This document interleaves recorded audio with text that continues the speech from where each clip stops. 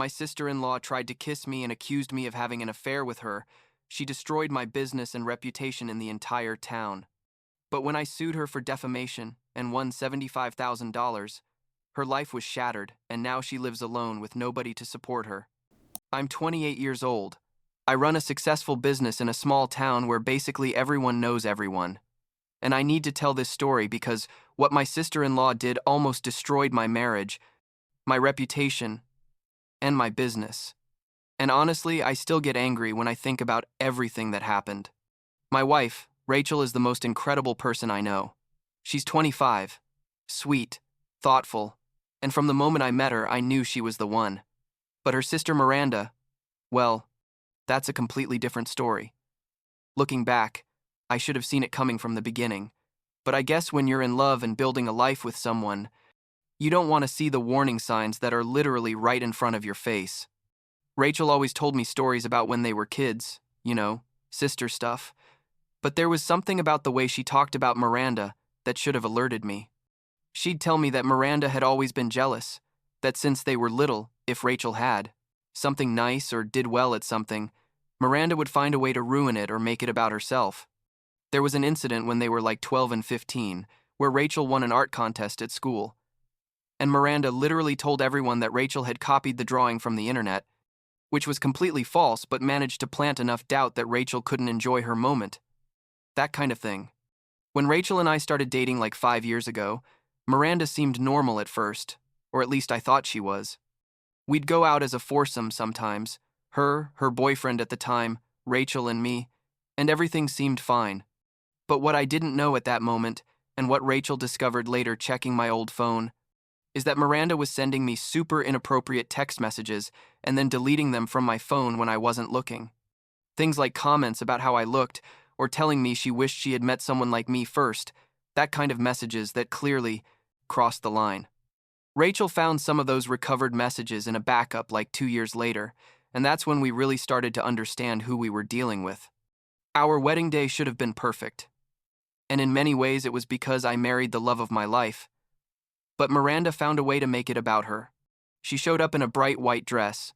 I mean, it wasn't exactly white, but it was like a super light champagne color that definitely looked like a wedding gown. And the thing is, when people commented on it, she just laughed and said, "Oh, I didn't realize. But seriously? Who does that without realizing it?" And during the entire reception, she was basically glued to me, wanted to dance with me, grabbed my arm for photos, monopolized my time when I should have been with Rachel or with my friends. My parents noticed it. Several of my friends made comments to me afterwards, but I tried to ignore it because it was my wedding day and I didn't want to cause drama. Things got really complicated like 6 months after the wedding when Miranda broke up with her boyfriend at the time. It was an ugly breakup. According to her, he had cheated on her or something, and basically she had nowhere to go because she was living with him. Rachel's parents, my in-laws, suggested she stay with us temporarily while she got her own place. Rachel asked me what I thought, and honestly, I didn't want to seem like the bad husband who doesn't help his sister-in-law in a difficult situation, so I said yes, thinking it would be like 2 weeks maximum. Big mistake, like the worst mistake I could have made. Miranda moved into our house with like 3 suitcases and a ton of emotional baggage. At first she seemed grateful, helped us with some household things, cooked occasionally, but quickly started getting weird. She constantly inserted herself between Rachel and me. Like if we were watching a movie on the couch, she'd come and literally sit between us. If I gave Rachel a kiss in the kitchen, Miranda would appear out of nowhere making comments about how we were so cheesy or whatever. And the most uncomfortable thing was when my business friends came to the house for informal meetings or whatever, Miranda would get all dressed up like she was going on a date and flirt shamelessly with them. My friend Kevin mentioned it to me like 3 times, telling me, "Dude, your sister-in-law is really intense," and I just laughed nervously because I didn't know what else to do. What really crossed the line happened like 2 months after she moved in with us. It was like 1 or 2 in the morning. I couldn't sleep and went down to the kitchen for a glass of water. Miranda was there, also supposedly unable to sleep. But the weird thing is, she wasn't like you'd normally look if you go downstairs in the middle of the night, in pajamas, all disheveled or whatever. No, she was like she had gotten dressed up, in a type of clothing that clearly wasn't for sleeping. Rather, it looked like going out clothes. And when she saw me, she came over and started talking to me about how lonely she felt and how difficult her life was. I tried to be kind, but keep my distance. You know what I mean? I said something like, well, things are going to get better. You just need time to recover. That kind of thing you say when you want to comfort someone but don't want to get too involved. But then, and this still makes me furious when I think about it, Miranda literally tried to kiss me. She came closer, put her hand on my chest and tried to kiss me, and I immediately pulled back and said, "What the hell are you doing?" She tried to play dumb, saying she was just looking for comfort or something, but I made it very clear that that was completely inappropriate and that she needed to leave our house. I literally told her, "You have 1 week to find another place. You can't stay here anymore." And the next day, before I could even talk to Rachel about what had happened, because honestly, I was trying to figure out the right way to tell her without it sounding weird, Miranda called her, and what she did was absolutely despicable, like the lowest level of lowness you can imagine. She told Rachel that she and I had been having an affair, that we'd been seeing each other secretly for months, that I had seduced her, and that she had finally gathered the courage to confess it because she couldn't live with the guilt. Can you believe it? The same person who had tried to kiss me the night before was now completely flipping the story and making herself the victim. Rachel came home crying, totally devastated, and when she confronted me with what Miranda had told her, I swear I felt like someone had punched me in the stomach. I told her exactly what had happened the night before, without omitting any detail. And thank God, thank absolutely everything that is good in this world, Rachel believed me. She believed me because she knows me, because she knows the type of person I am, and because honestly she already knew her sister and the kind of things she was capable of. It was devastating for her, obviously, because she was choosing between believing me or believing her sister. But she chose me, and that's something I'll never forget. Rachel's parents were a completely different story. When they found out that Rachel had believed me over Miranda, they basically went crazy. They called me. No, better yet, they yelled at me on the phone, telling me I was manipulative, that I was controlling and abusive, that I had brainwashed their daughter so she wouldn't believe her own sister. Rachel's mom was crying, saying, "How could you do this to our family?" And her dad threatened me, saying if I didn't admit what I had done and leave Rachel alone, they were going to make me regret it. It was surreal. Like I was being accused of something that literally never happened, and the more I tried to explain the truth, the angrier they got. But Miranda didn't stop there. I mean, destroying my marriage apparently wasn't enough for her. She started contacting my business friends, my clients, basically anyone she could find who had any connection to me. Kevin was the first to tell me. He called me and said, "Dude, Miranda is saying some really crazy things about you. She's saying you had an affair and that you threatened her to keep quiet." Then I found out she had contacted Steven, one of my most important clients, a guy I have a contract with for like $50,000 a year, and had told him this whole invented story about how I was a liar and a cheater and that he shouldn't do business with me. In a small town like ours, where everyone knows everyone and rumors spread like wildfire, this was devastating for my business. Suddenly, people were looking at me differently. Some clients started asking me uncomfortable questions, and I could feel that my reputation, which I had built over years of working hard and being honest, was being destroyed by this woman's lies. And the thing is, Miranda knew exactly what she was doing. She knew that in a place like this, an accusation is enough to ruin someone, regardless of whether it's true or not. That's when Rachel and I decided we had to take legal action. We couldn't just let this keep happening. We couldn't allow Miranda to destroy our lives with lies and get away with it. We contacted attorney Martinez, a guy who handles defamation cases and has a very good reputation in the region. We told him the whole story, showed him all the text messages we had been able to recover from when Rachel and I were dating, where Miranda sent me those inappropriate messages. We also had the security cameras from the house, because yes, we had cameras in the common areas, and although they didn't capture the kitchen incident directly, because the kitchen doesn't have a camera for privacy, they did capture Miranda going in and out of her room that night, in clothes that clearly weren't for sleeping, which backed up my version of events. Kevin and several other friends agreed to testify that Miranda had been contacting them with these false stories, and Steven, who's a very professional guy, was also willing to testify about how Miranda had contacted him, trying to sabotage my business. Attorney Martinez reviewed everything and told us we had a very solid defamation case, and that we could also argue harassment. First, he sent a cease and desist letter to Miranda, telling her to stop spreading these lies or face legal consequences, but she completely ignored it. In fact, after receiving the letter, she intensified her efforts, which honestly worked in our favor because it showed her pattern of malicious behavior. So we proceeded with the defamation lawsuit. It was a long and stressful process, like months of gathering evidence, statements, meetings with the lawyer, and while all this was happening, my in-laws were constantly pressuring us to drop the lawsuit. They tried every trick in the book. First, the guilt trips, telling us how could you destroy your own family, then manipulation, saying if we really loved the family we'd let this go, and finally threats, telling us that if we went ahead with this, they were going to cut us out of their lives forever. There was a particularly ugly incident like 3 months after filing the lawsuit, where they showed up at our house unannounced, knocking on the door and then ringing the doorbell nonstop for like 15 minutes. When I finally opened it, because I thought if I didn't they were going to knock down the door, they came in pushing past me and started yelling at Rachel and me. Rachel's dad was pointing his finger literally in my face, telling me I was ruining his family, that I was a horrible man, that how dare I take his daughter Miranda to court. The mom was crying and begging Rachel to let this go, saying it didn't matter who was right, that what mattered was family. Rachel.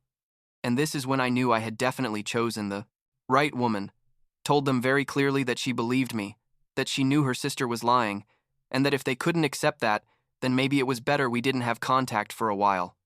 After that incident, we made the decision to cut contact completely with Miranda and with Rachel's parents. We blocked their numbers, blocked their social media, basically cut them out of our lives. It was hard for Rachel, obviously, because they were her parents and she had grown up with them, but at the same time she saw how their refusal to acknowledge the truth was affecting our relationship and our lives. My parents, on the other hand, were incredible during all this. They from the beginning recognized that Miranda was lying, supported me completely, and told Rachel that she would always be their daughter-in-law no matter what. The case finally went to court like 8 months after filing the lawsuit. Attorney Martinez did an exceptional job, presenting all the evidence, the recovered text, messages, the testimonies from Kevin and the others, Stephen's testimony about how Miranda had tried to sabotage my business, the security camera recordings. Miranda's defense was basically non-existent. Her lawyer tried to argue it was just a misunderstanding, that she had misinterpreted things, but when the judge asked her directly how she explained the text messages and the testimonies of multiple witnesses, she had no answer. The judge ruled completely in our favor. Miranda was found guilty of defamation and harassment and was ordered to pay $83,000 in damages, which included compensation for damage to my reputation, loss of business, and legal expenses. She also had to issue formal retractions. She had to contact all the people she had told her lies to and tell them that she had lied and that Daniel never had an affair with her. On top of that, we got a restraining order against her, which means she can't approach us or contact us in any way. The impact of all this on Miranda was significant. In a small town where everyone knows everything, the fact that she was found guilty of defamation and had to make those public retractions basically turned her into a social pariah. People started avoiding her. She lost friends and eventually had to move out of town because she couldn't get work anymore and nobody wanted to associate with her. It sounds harsh, I know, but honestly, after what she tried to do to me, after almost destroying my marriage and my business, it's hard to feel sorry. Rachel's parents still don't talk to us. It's been like 2 years since we cut contact, and it seems they're committed to staying on Miranda's side, no matter all the evidence that proves she was lying. Rachel says that sometimes it hurts not having her parents in her life, especially when she thinks about the future, when we have kids and stuff. But she also says she can't have people in her life who chose to believe her sister's lies over her husband's truth. It's sad, honestly, because it shouldn't be this way, but sometimes family disappoints you in the worst possible ways. My business recovered, thank God. After the verdict, Stephen and most of my other clients who had heard the rumors received Miranda's retractions, and everything went back to basically normal.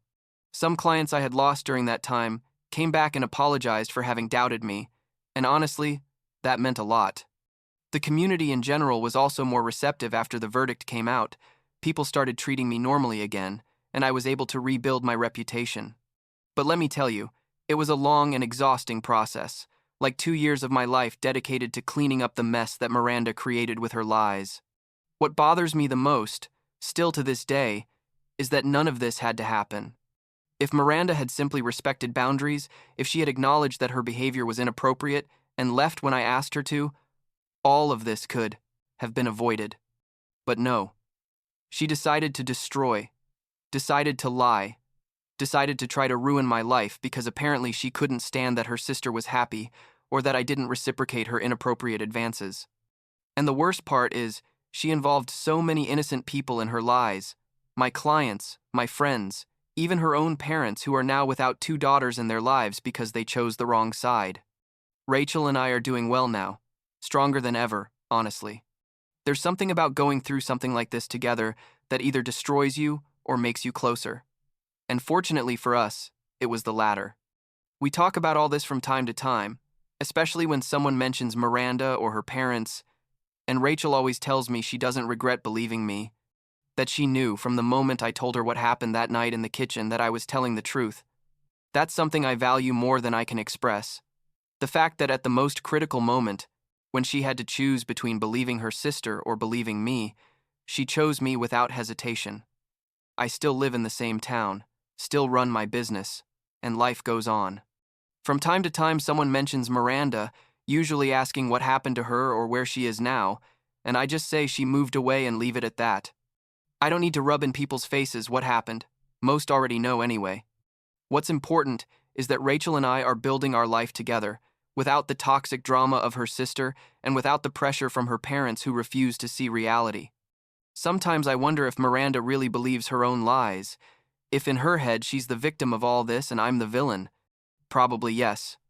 People like that usually have an incredible ability to rewrite history in their minds to make themselves look good. But honestly, it doesn't matter anymore.